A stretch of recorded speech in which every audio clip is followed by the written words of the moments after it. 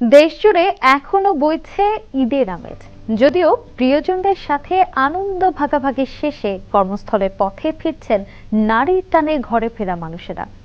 আপনাদের ঈদ যাত্রা নিরাপদ হোক এই প্রত্যাশায় শুরু করছি বিটিভি নিউজের নিয়মিত অনুষ্ঠান সুদিনের বারোটা। আপনাদের সাথে আছি আমি ফারজানা লীনা। প্রচলিত অপ্রচলিত গণমাধ্যমের নানা নেতিবাচক খবরের ভিড়ে অগোচরে থেকে যায় এমন কিছু সংবাদ যা পারে আমাদের প্রেরণা জোগাতে, নতুন দিনের স্বপ্নে এগিয়ে নিতে। এমন বিষয় নিয়েই বিটিভি নিউজের আয়োজন সুদিনের বারোটা।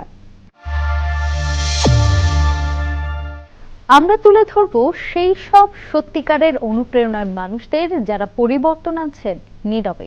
দেখাবো দেশের নানা প্রান্তে ঘটে চলা উন্নয়ন, উদ্ভাবন এবং মানুষের জন্য মানুষের অসাধারণ কাজ। আমাদের লক্ষ্য আপনাদের মাঝে আশার আলো ছড়িয়ে দেয়া, তরুণদের স্বপ্ন দেখাতে অনুপ্রাণিত করা। চলুন একসাথে খুঁজে নিই সুদিনের বারোটা।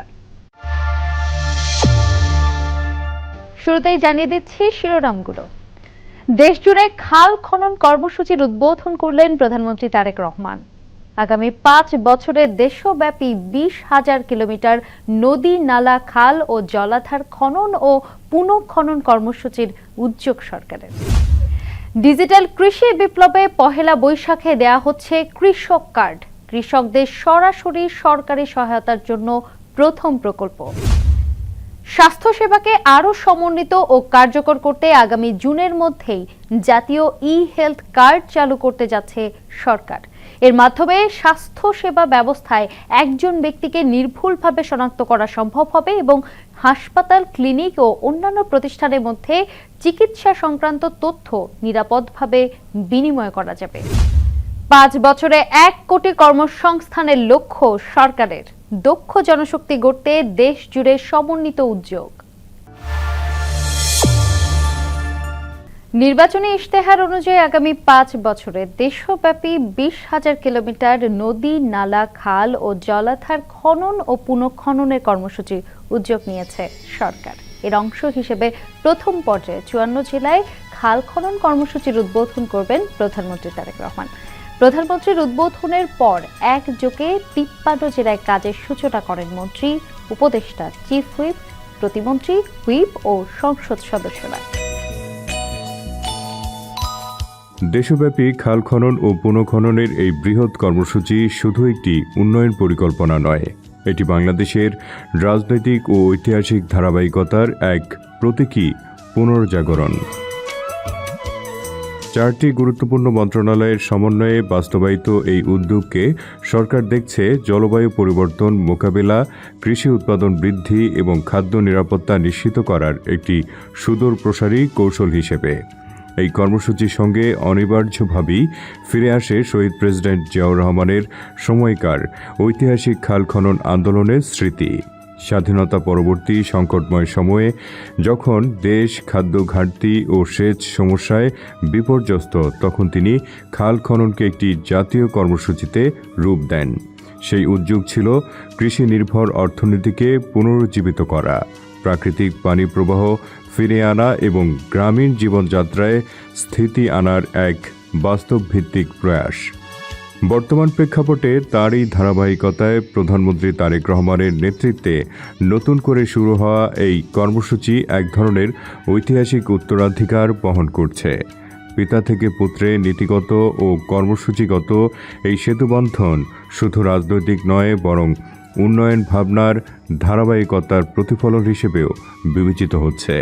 এই খাল খনন কর্মসূচি আমরা উদ্বোধন করেছি। এই খাল খনন কর্মসূচির মাধ্যমেই দেশ গড়ার কর্মসূচির কাজ আমরা শুরু করলাম ইনশাআল্লাহ। আজকে আনুষ্ঠানিকভাবে এখানে খাল খনন শুরু করলাম। সমগ্র বাংলাদেশে প্রায় 20,000 কিলোমিটার খাল খনন করব। 20 কোটি মানুষ এই দেশে। এই মানুষগুলোর জন্য খাবার দাবারের ব্যবস্থা। আমরা এত মানুষের খাবার কি বিদেশ থেকে আনা সম্ভব? বিদেশ থেকে আনা সম্ভব না। এই খাবার আমাদেরকে এই দেশেই উৎপাদন করতে হবে। আমাদের যেগুলা মৌলিক খাবার দাবার, ধান, চাল, যেগুলা মৌলিক খাবার দাবার এই দেশে উৎপাদন করতে হবে। অতীতের বাস্তব অভিজ্ঞতা এবং বর্তমানের আধুনিক পরিকল্পনা একত্রিত হয়ে এই উদ্যোগকে নতুন মাত্রা দিয়েছে। যেখানে জিয়াউর রহমানের সময় খাল খনন ছিল মূলত কৃষি পুনরুদ্ধার ও পানি প্রবাহ স্বাভাবিক করার প্রয়াস। সেখানে আজকের কর্মসূচিতে যুক্ত হয়েছে জলবায়ু সহনশীলতা, পরিবেশ সংরক্ষণ এবং টেকসই উন্নয়নের বিস্তৃত ধারণা। ফলে এটি শুধু অতীতের পুনরাবৃত্তি নয়, বরং তার একটি উন্নত ও সময়োপযোগী সংস্করণ। যে আমাদের যে আমন সিজনের যে মৌসুমটা আছে, এই মৌসুমে আমরা কিন্তু সঠিক ফসলটা করতে পারি না। পানির কারণে যখন পানিটা বেশি হয়ে যায়, বন্যার কারণে আমাদের পানিটার কারণে ফসলটা নষ্ট হয়ে যায়। এই কর্মসূচির একটি গুরুত্বপূর্ণ দিক হল শ্রমনির্ভর বাস্তবায়ন। মানুষের অংশগ্রহণকে প্রাধান্য দিয়ে ৬০ থেকে ৭০% কাজ সাধারণ শ্রমিকদের মাধ্যমে সম্পন্ন করার পরিকল্পনা নেওয়া হয়েছে। এর মাধ্যমে যেমন প্রকল্পের অর্থ সরাসরি জনগণের হাতে পৌঁছাবে, তেমনি গ্রামীণ এলাকায় ব্যাপক কর্মসংস্থান সৃষ্টি হবে। এটি উন্নয়ন ও মানবিক সংযোগ দুয়েরই সমন্বয় ঘটাচ্ছে। কৃষি যদি বাঁচে তাহলে বাংলাদেশের কৃষক যদি ভালো থাকে তাহলে বাংলাদেশের মানুষ ভালো থাকবে। আমরা চাই খাল খননের মাধ্যমে উজানের সময়, বর্ষার সময় যে অতিরিক্ত পানিটা, সেই পানিটা আমরা ধরে রাখবো, যাতে শুষ্ক মৌসুমেই হোক, বর্ষা মৌসুমেই হোক, আমরা আমাদের কৃষক ভাইদেরকে পানি সরবরাহ করতে পারি, যাতে আমরা আমাদের কৃষির উৎপাদন বাড়াতে পারি। এই খাল খননের মাধ্যমে আমরা যেরকম পানির সমস্যার সমাধান করব, একইভাবে এই খাল খননের মাধ্যমে আমরা দুই পাশে ফলের গাছ লাগাবো, দুই পাশে যেগুলা মূল্যবান গাছ আছে সেগুলা লাগাবো, যাতে দেশের সম্পদ বৃদ্ধি হয়। এই কাজগুলো করলে মানুষের ভাগ্যের পরিবর্তন হবে। এটাই হচ্ছে বিএনপির রাজনীতি, মানুষের ভাগ্যের পরিবর্তন করে। আজকে যে মাসে ৫,০০০ টাকা কামাই করে, আমরা চাই তার আয় রুজিটা আগামী ২-৪ বছরের মধ্যে যাতে ৫ থেকে ইনশাল্লাহ ১০,০০০ টাকায় পৌঁছে। আজকে যে ২,০০০ টাকা ইনকাম করে, আমরা চাই এমন পলিসি নিতে, আমরা চাই এমন পদক্ষেপ নিতে যার মাধ্যমে তার ইনকামটা ডবল হবে। যদি ২,০০০ হয়, ৪-৫,০০০ আগামী কয়েক মাসের বা ২-৪ বছরের মধ্যে যাতে তার ইনকামটা ডবল হয়। এটাই হচ্ছে আমাদের রাজনীতির লক্ষ্য, এটাই হচ্ছে শহীদ জিয়ার রাজনীতি, এটাই হচ্ছে খালেদা জিয়ার রাজনীতি, এবং এটাই হচ্ছে আপনাদের নির্বাচিত বিএনপি সরকারের রাজনীতি। এছাড়া স্থানীয় স্বেচ্ছাসেবী সংগঠন, শিক্ষার্থী এবং সাধারণ মানুষের সম্পৃক্ততা এই উদ্যোগকে একটি সামাজিক আন্দোলনে রূপ দিয়েছে। অতীতের অভিজ্ঞতা থেকে শিক্ষা নিয়ে এবার কঠোর তদারকির ব্যবস্থা গ্রহণ করা হয়েছে, যেখানে জনপ্রতিনিধিদের সরাসরি অংশগ্রহণ নিশ্চিত করা হচ্ছে, যা স্বচ্ছতা ও জবাবদিহিতা বৃদ্ধিতে সহায়ক হবে। খাল খননের বহুমাত্রিক সুফল ইতিমধ্যেই স্পষ্ট। সেচ ব্যবস্থা উন্নত হয়ে কৃষি উৎপাদন বাড়বে, জলাবদ্ধতা কমবে, ভূগর্ভস্থ পানির উপর চাপ হ্রাস পাবে এবং প্রাকৃতিক পরিবেশের ভারসাম্য রক্ষা পাবে। পাশাপাশি মৎস্য সম্পদ বৃদ্ধি এবং গ্রামীণ অর্থনীতির চাঙ্গা ভাব এই উদ্যোগকে আরও অর্থবহ করে তুলবে। আমার বাবা যখন বেঁচে ছিলেন, শহীদ রাষ্ট্রপতি জিয়াউর রহমান, ওনার একটি প্রজেক্ট ছিল যেটার জন্য উনি খুব ফেমাস, সেটা হচ্ছে খাল খনন কর্মসূচি।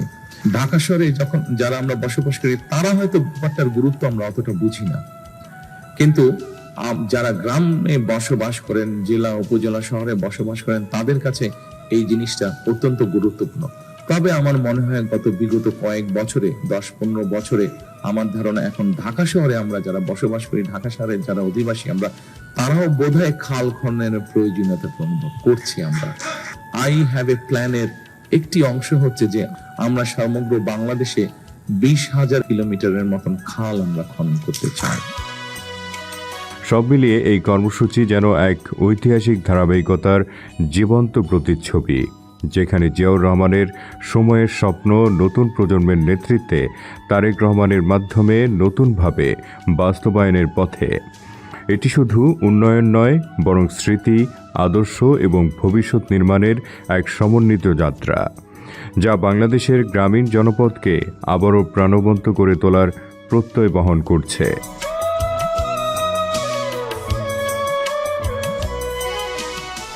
বাংলাদেশের কৃষি খাতকে আধুনিক ও দুর্নীতিমুক্ত করতে এক বৈপ্লবিক উদ্যোগ নিতে যাচ্ছে সরকার। নির্বাচনী প্রতিশ্রুতি বাস্তবায়নের অংশ হিসেবে এবার কৃষক কার্ড কর্মসূচি চালুর সিদ্ধান্ত নেওয়া হয়েছে। আগামী 14 এপ্রিল বাংলা নববর্ষের প্রথম দিনে প্রধানমন্ত্রী তারেক রহমান এই স্মার্ট কৃষক কার্ডের আনুষ্ঠানিক উদ্বোধন করবেন। এর মাধ্যমে দেশের কৃষি ব্যবস্থায় মধ্যস্বত্বভোগীদের দৌরাত্ম্য বন্ধ করে সরাসরি কৃষকের কাছে রাষ্ট্রীয় সেবা পৌঁছে দেওয়ার ডিজিটাল ফ্রেমওয়ার্ক তৈরি করা হবে। যে এই দেশের প্রাণ হচ্ছে, অর্থনীতির প্রাণ হচ্ছে কৃষি। এখনো বহু মানুষ, কোটি কোটি মানুষ কিন্তু কোনো না কোনো ভাবে আপনি কৃষির সাথে জড়িত আছেন। এখন এই কৃষকদের কথা কিন্তু আমাদেরকে ভাবতে হবে। কৃষিখাতকে আরও স্বচ্ছ, কার্যকর এবং লাভজনক করার লক্ষ্যে সরকার ডিজিটাল ফ্রেমওয়ার্কের আওতায় কৃষক কার্ড কর্মসূচি চালু করতে যাচ্ছে। এই উদ্যোগের মাধ্যমে কৃষকেরা সরাসরি সরকারি ভর্তুকি, সার, বীজ, কীটনাশক এবং সহজ শর্তে কৃষি ঋণ পাবে, যা মধ্যস্বত্বভোগীদের প্রভাব কমিয়ে প্রকৃত কৃষকদের উপকার নিশ্চিত করবে।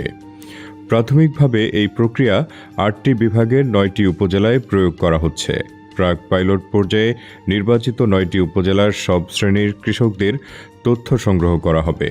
তথ্য সংগ্রহের পর ওই উপজেলার নির্দিষ্ট ব্লকে কার্ড বিতরণ শুরু হবে। প্রাথমিক সুবিধাপ্রাপ্ত 9টি উপজেলা হল টাঙ্গাইল সদর, জামালপুরের ইসলামপুর, বগুড়ার শিবগঞ্জ, পঞ্চগড় সদর, ঝিনাইদহের শৈলকুপা, পিরোজপুরের নেসারাবাদ, মৌলভীবাজারের জুরি, কুমিল্লা সদর এবং টেকনাফ। তথ্য সংগ্রহ মাঠ পর্যায়ে উপজেলা কৃষি অফিস এবং ইউনিয়ন ডিজিটাল সেন্টারের মাধ্যমে সম্পন্ন হবে। আবেদনকারীদের এনআইডি কার্ড, জমির পর্চা এবং সচল মোবাইল নম্বর সঙ্গে রাখতে হবে। এই তথ্যভিত্তিক পদ্ধতির মাধ্যমে প্রকৃত কৃষক সহজেই শনাক্ত হবেন এবং সরকারি সহায়তা সরাসরি পৌঁছে যাবে। কার্ডধারীরা সরকারি ঋণ, নগদ প্রণোদনা এবং অন্যান্য সুবিধা পাবে। যদি কার্ড হারিয়ে যায় তবে স্থানীয় উপজেলা কৃষি অফিস থেকে ডুপ্লিকেট কার্ড সংগ্রহ করা যাবে। সরকারের পরিকল্পনা অনুযায়ী এই প্রাক পাইলট প্রকল্পের সফলতার ভিত্তিতে আগামী 4 বছরের মধ্যে দেশের প্রতিটি উপজেলায় প্রতিটি কৃষকের হাতে এই ডিজিটাল কৃষি কার্ড পৌঁছে দেওয়া হবে। এই কর্মসূচি কেবল কৃষকদের সরাসরি সহায়তা প্রদানেই সীমাবদ্ধ নয়, এটি বাংলাদেশের কৃষি খাতের আধুনিকীকরণের একটি গুরুত্বপূর্ণ ধাপ। পহেলা বৈশাখের আনুষ্ঠানিক উদ্বোধনের মধ্য দিয়ে এই উদ্যোগ দেশের কৃষি ব্যবস্থার জন্য নতুন দিগন্ত উন্মোচন করবে, যা স্বচ্ছতা, দক্ষতা এবং লাভজনকতা নিশ্চিত করবে। স্বাস্থ্যসেবাকে আরও সমন্বিত ও কার্যকর করতে আগামী জুনের মধ্যে জাতীয় ই-হেলথ কার্ড চালু করতে যাচ্ছে সরকার। ই-হেলথ আইডি স্বাস্থ্য খাতে একটি মৌলিক পরিচয় কাঠামো হিসেবে কাজ করবে। এই হেলথ কার্ড চালু হলে দেশের সামগ্রিক স্বাস্থ্য ব্যবস্থা উপকৃত হবে। একজন রোগী গ্রাম বা শহর যেখানেই চিকিৎসা নেন না কেন, চিকিৎসকরা এই কার্ডের মাধ্যমে তার প্রয়োজনীয় স্বাস্থ্য তথ্য দেখতে পারবেন। এতে রোগ নির্ণয় এবং চিকিৎসা আরও দ্রুত ও কার্যকর হবে। দীর্ঘদিনের অব্যবস্থাপনা ও সীমাবদ্ধতার কারণে স্বাস্থ্যসেবা সাধারণ মানুষের জন্য সহজপ্রাপ্য ছিল না। বিশেষ করে প্রান্তিক জনগোষ্ঠী প্রয়োজনীয় চিকিৎসা ও তথ্য সেবা থেকে বঞ্চিত হয়েছে। এই বাস্তবতা থেকে বেরিয়ে আসতেই ডিজিটাল প্রযুক্তি নির্ভর ই-হেলথ কার্ড চালুর উদ্যোগ নেওয়া হয়েছে। আজকে আমরা অত্যন্ত আনন্দিত।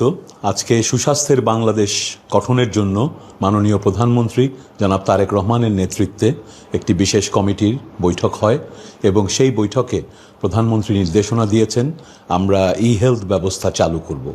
এই ই-হেলথ হচ্ছে স্বাস্থ্য ব্যবস্থাকে ডিজিটাইজ করার একটি পদ্ধতি, যেটার মাধ্যমে আমরা প্রত্যেকটি পেশেন্টের জন্য একটা ই-হেলথ কার্ড থাকবে, যেখানে মেডিকেল রেকর্ডসগুলো তার আস্তে আস্তে থাকবে সবসময়। ফলে পরবর্তীতে যে কোনো হাসপাতালে সে চিকিৎসা নিতে যাবে, এই ই-হেলথ কার্ডটি ব্যবহার করলে তার অতীতের সমস্ত মেডিকেল রেকর্ডগুলো সেখানে চলে আসবে।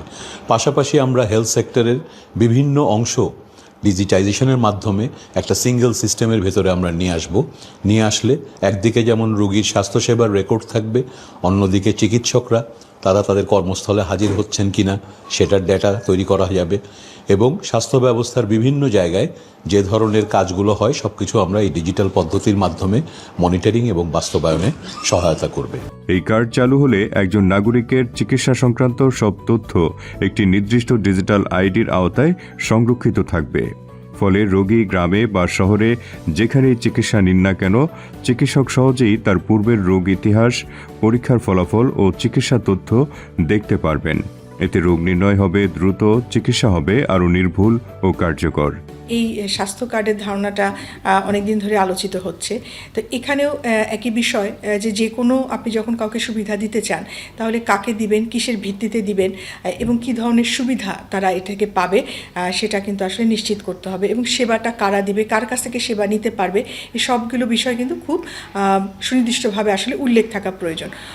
এই কার্ডটা যদি কাউকে দেওয়া হয় তাহলে এই কার্ডের বিপরীতে সে কোন কোন সেবাগুলো পাবে এবং সেবাগুলো সে কোথা থেকে নিতে পারবে, এবং এই একটা কার্ডের মেয়াদ কতদিন থাকবে, এই একটা কার্ড কি পরিবারের সবার জন্য হবে নাকি প্রত্যেকের জন্য আলাদাভাবে হবে, এবং এইটা কতদিন পর পর আসলে এটাকে যাচাই বাছাই করা হবে। যেমন মনে করেন যে একজন এক এলাকা থেকে আরেক এলাকায় চলে গেল, তাহলে কি সে সব জায়গায় সেই কার্ডটা ব্যবহার করতে পারবে? সুতরাং এই কার্ডের অনুকূলে যে সেবাগুলো সে পাবে সেগুলোকে আসলে সুনির্দিষ্ট করা, কিভাবে সেবাটা সে পাবে, কতদিন ধরে পাবে, এই সবগুলো বিষয় কিন্তু আসলে আমরা আশা করছি সরকার যখন সুনির্দিষ্টভাবে বলবেন তখন এটা আরও ভালোভাবে আমরা আসলে মতামত দিতে পারবো। স্বাস্থ্য খাতের বিশ্লেষকরা বলছেন, ই হেলথ কার্ড কেবল একটি পরিচয়পত্র নয়, এটি একটি সমন্বিত স্বাস্থ্য তথ্য ব্যবস্থা।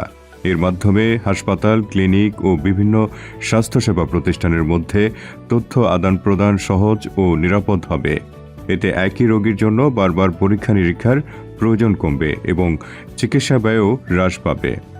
এক্ষেত্রে এই ধরনের হেলথ কার্ড যখন দেওয়া হয় তখন সাধারণত দেখা যায় যে প্রাথমিক স্বাস্থ্যসেবা ছাড়াও আরও বেশ কিছু স্বাস্থ্যসেবা হয়তো এই কার্ডের মাধ্যমে তারা দিতে পারে। এবং এক্ষেত্রে আরেকটা বিষয় আছে যে যারা আসলে আরেকটু গুরুতর অসুস্থ হয়, যারা হাসপাতালে ভর্তি হতে হয়, তাহলে এই ধরনের সেবাগুলো কি তারা এই কার্ড থেকে পাবে কিনা, অর্থাৎ সেবাটা কি শুধু প্রাথমিক স্বাস্থ্যসেবা নাকি এর চেয়েও বেশি আরও স্বাস্থ্যসেবাগুলো তারা পাবেন, এটি আসলে সুনির্দিষ্ট করে বলা প্রয়োজন। এবং আরও যে বিষয়গুলো আমি বলছিলাম যে এটা কি প্রত্যেক ব্যক্তির জন্য হবে কিনা, আবার এই স্বাস্থ্য কার্ডটা যখন সে থাকবে তখন যারা আসলে সরকারি কর্মচারী আছেন বা যারা আসলে বেসরকারি পর্যায়ে কাজ করছেন অথবা যারা প্রান্তিক জনগোষ্ঠী আছেন, কাদের জন্য আসলে এই কার্ডটা এখন শুরুতে করা হবে এবং এটা কি একসাথে সারা দেশে দেওয়া হবে নাকি পর্যায়ক্রমে দেওয়া হবে। তো এই বিষয়গুলো আসলে সুনির্দিষ্ট করা প্রয়োজন এবং এটার জন্য একটা পরিকল্পনা প্রয়োজন যে ধাপে ধাপে কিভাবে সব মানুষের হাতে এই কার্ডগুলো দেওয়া হবে। বিশেষজ্ঞদের মতে, এই উদ্যোগ বাস্তবায়িত হলে স্বাস্থ্যসেবায় স্বচ্ছতা ও জবাবদিহিতা বাড়বে। একই সঙ্গে রোগীর তথ্য ব্যবস্থাপনা উন্নত হওয়ায় সরকারও তথ্যভিত্তিক পরিকল্পনা গ্রহণ করতে পারবে, যা দীর্ঘমেয়াদে পুরো স্বাস্থ্য খাতকে আরও কার্যকর করে তুলবে। এইটাতে অবশ্যই এটা একটা ভালো উদ্যোগ এবং আমি মনে করি এটা স্বাস্থ্যসেবাকে অনেক এগিয়ে নিতে পারবে। যখন একটা রুগী আমাদের কাছে আসে, আমাদের কাছে তো প্রতিদিন অনেক রুগী আসে, এখন একটা রুগীর সম্পূর্ণ তার চিকিৎসার হিস্ট্রি বা আমরা যদি চিকিৎসার ইতিহাস যদি নিতে চাই তখন একটা রুগীর পিছনে আমাদের অনেক সময় ব্যয় হয়, এবং এটা যদি আমরা অল্প সময়ের মধ্যে ওনার নাম এবং বয়স, ইভেন ওনার একটা আইডি নাম্বার যদি থাকে, যেহেতু আমাদের ন্যাশনাল আইডি নাম্বার যদি আমরা ওনাকে সার্চ দিয়ে দেখি তখন দেখতে পাবো ওনার পূর্ববর্তী যত ইতিহাসগুলো আমরা সবগুলোই জানতে পারবো যে উনি কী কী রোগে আক্রান্ত ছিল, উনি কখন কোন ডক্টরকে দেখিয়েছেন, ওনার কী কী ওষুধ দেওয়া হয়েছিল, উনি কী কী ইনভেস্টিগেশনগুলো পরীক্ষা নিরীক্ষা করছেন, সবগুলোই আমরা এই ই হেলথ কার্ড মাধ্যমে জানতে পারবো। তার মানে একটা রোগীর টোটাল তার শারীরিক যত প্রবলেমগুলো আমরা এক বাটনে মানে সার্চ করলেই আমরা এটা পেতে পারি। সেক্ষেত্রে এটা আমি মনে করি যে অনেক একটা রোগীর জন্য বা একটা সেবার জন্য বড় একটা অর্জন। সরকারের চলমান বিভিন্ন সামাজিক ও অর্থনৈতিক কর্মসূচির ধারাবাহিকতায় ই হেলথ কার্ডকে একটি অগ্রাধিকারপ্রাপ্ত উদ্যোগ হিসেবে দেখা হচ্ছে। সংশ্লিষ্টদের আশা, এই প্রকল্প বাস্তবায়নের মাধ্যমে দেশের প্রত্যন্ত অঞ্চলের মানুষও আধুনিক স্বাস্থ্যসেবার আওতায় আসবে। ই হেলথ কার্ড চালু হলে বাংলাদেশের স্বাস্থ্য ব্যবস্থায় এক নতুন যুগের সূচনা হবে, যেখানে প্রযুক্তি হবে সেবার মূল চালিকা শক্তি, আর নাগরিকরা পাবেন দ্রুত, নির্ভুল ও সহজপ্রাপ্য চিকিৎসা। দেশের বিশাল তরুণ জনগোষ্ঠীকে দক্ষ জনশক্তিতে রূপান্তর করে আগামী 5 বছরে 1 কোটি কর্মসংস্থান সৃষ্টির বিশাল লক্ষ্যমাত্রা নির্ধারণ করেছে সরকার। কেবল সংখ্যা নয়, বরং গুণগত মানসম্পন্ন দক্ষ শ্রমিক তৈরির মাধ্যমে আন্তর্জাতিক শ্রম বাজারে বাংলাদেশের অবস্থান আরও শক্তিশালী করা হবে। বর্তমান বৈশ্বিক প্রেক্ষাপটে কারিগরি শিক্ষার প্রসার এবং শ্রম বাজারকে নির্দিষ্ট কিছু দেশের মধ্যে সীমাবদ্ধ না রেখে বিশ্বব্যাপী ছড়িয়ে দেওয়ার উপর গুরুত্বারোপ করছে সরকার। বর্তমানে দেশের হাজার হাজার তরুণ তরুণী নিজেদের ভাগ্য বদলাতে প্রথাগত শিক্ষার পাশাপাশি কারিগরি প্রশিক্ষণে ঝুঁকছেন। কেউ ফুড প্রিপারেশন, কেউ ইলেকট্রিক্যাল কাজ, আবার কেউ আধুনিক প্রযুক্তির ট্রেডে প্রশিক্ষণ নিচ্ছেন। ইউসেফ বাংলাদেশের মতো প্রতিষ্ঠানগুলো বছরে প্রায় ৩৫,০০০ তরুণকে ২৮টি ভিন্ন ভিন্ন ট্রেডে প্রশিক্ষণ দিচ্ছে। গভর্নমেন্টের আর নামে একটি প্রজেক্ট আসতেছে, বড় প্রজেক্ট, সেটার আওতায় আমরা প্রতি বছর ২০,০০০ লোককে ট্রেনিং দিয়ে বিদেশে পাঠাবো। কেউ কেউ আবার আত্মকর্মসংস্থান, নিজেই ছোটোখাটো ব্যবসা শুরু করে এইভাবে আমাদের প্রশিক্ষণ চলমান, ভবিষ্যতেও চলমান থাকবে। সরকারের সাথে আমাদের সহযোগিতা অব্যাহত থাকবে। ৩ থেকে ৪ মাসের এই সংক্ষিপ্ত কোর্স শেষ করে কেউ পাড়ি জমাচ্ছেন প্রবাসে, আবার কেউ দেশের মাটিতেই উদ্যোক্তা হয়ে কর্মসংস্থান তৈরি করছেন। এই প্রশিক্ষিত জনশক্তির হাত ধরেই দেশের অর্থনীতি চাকা সচল রাখা এবং রেমিটেন্সের প্রবাহ বাড়ানো সম্ভব হচ্ছে। আমি এই প্রশিক্ষণটা নিচ্ছি নিজের স্কিল ডেভেলপ করার জন্য, পাশাপাশি হচ্ছে আমি একজন ভালো শেফ হতে চাই। আমাদের কোনো টাকা ব্যয় হচ্ছে না, আমরা সম্পূর্ণ ফ্রিতে ইউসেফ আমাদেরকে এই কোর্সটি করার, food and beverage production, cooking, এই কোর্সটি করার সুযোগ করে দিয়েছেন। এই প্রজেক্ট থেকে যদি আমাদেরকে বাইরে যাওয়ার সুযোগ করে দেয় তাহলে আমরা বাইরে যাব, আর যদি বাইরে না যাওয়া হয় তাহলে আমরা বাংলাদেশে আমরা নিজেরা বিজনেস করব, উদ্যোক্তা হব। যে ইউসেফে শর্ট কোর্সে 3 মাসের শর্ট কোর্স করা হয়, এখান থেকে একটা সার্টিফিকেট দেওয়া হয় যেখানে বাংলাদেশের সব জায়গায় চাকরি পাওয়া যায়, এবং এটা শেষ করে আমি বাংলাদেশে একটা চাকরি করতে চাই। আজকে যেমন আমাদের ছিল পিৎজা, এরকম আমরা প্রত্যেকটা দিন 4 মাস হচ্ছে বিভিন্ন ইতালিয়ান ডিশগুলো শিখতেছি, যেন আমাদের ইন ফিউচারে যখন আইএলওর মাধ্যমে আমরা ইতালিতে যাব আমাদের যেন কর্মসংস্থানের কোনো সমস্যা না হয় ইনশাল্লাহ। এবং যদি বাই এনি চান্স না হয় সেক্ষেত্রে আমরা যেন বাংলাদেশে একটা নিজেদের কর্মসংস্থান তৈরি করতে পারি এবং বেকারত্ব দূর করতে পারি, এটাই আমাদের লক্ষ্য। দক্ষ জনশক্তি তৈরি হলেও বিদেশে পাঠানোর ক্ষেত্রে এখনও কিছু প্রতিবন্ধকতা রয়ে গেছে। বিশেষ করে ভিসা জটিলতা, সীমিত শ্রমবাজার এবং কিছু অসাধু রিক্রুটিং এজেন্সির অতিরিক্ত অর্থ আদায় ও অনিয়ম বিদেশগামীদের জন্য বড় বাধা। প্রতিমন্ত্রী মোহাম্মদ নুরুল হক এসব অনিয়মের কড়া সমালোচনা করে জানান, বিদেশে কর্মরত শ্রমিকদের আরও দায়িত্বশীল হতে হবে এবং রিক্রুটিং এজেন্সিগুলোর দৌরাত্ম্য বন্ধে সরকার কঠোর অবস্থানে রয়েছে। তিনি বলেন, অভিবাসন ব্যয় কমিয়ে আনা এবং দক্ষ কর্মীর সুরক্ষা নিশ্চিত করা সরকারের অগ্রাধিকার। আমাদের এই বিশাল জনগোষ্ঠী এবং সামনে যে কর্মসংস্থানের একটা চাহিদা এবং দেশের অর্থনীতিকে ব্যালেন্স রাখতে হলে আমাদের এই মার্কেটটা ধরতে হবে। সেক্ষেত্রে বেসরকারি সংস্থাগুলোকে এগিয়ে আসার বিকল্প নাই। বিচ্ছিন্নভাবে চলা সব প্রশিক্ষণ কর্মসূচিকে একটি কাঠামোর নিচে আনতে সরকার কাজ করছে।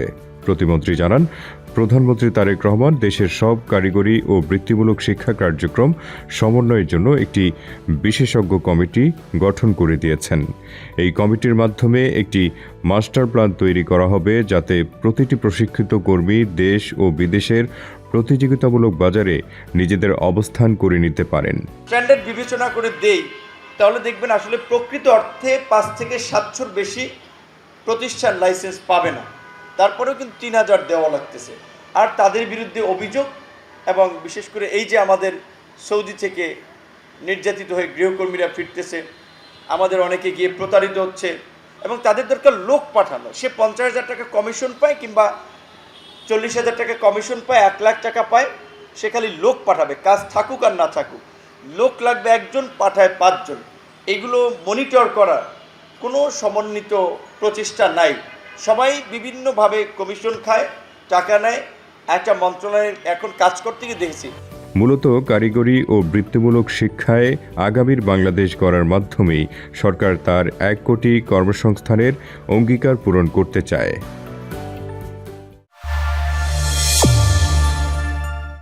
দর্শক, আজ এই পর্যন্তই। আবারও দেখা হবে আগামী সপ্তাহে একই দিনে একই সময়ে। ততক্ষণ পর্যন্ত সকলে ভালো থাকুন, সুস্থ থাকুন এবং বিটিভি নিউজের সাথে থাকুন। আল্লাহ হাফেজ।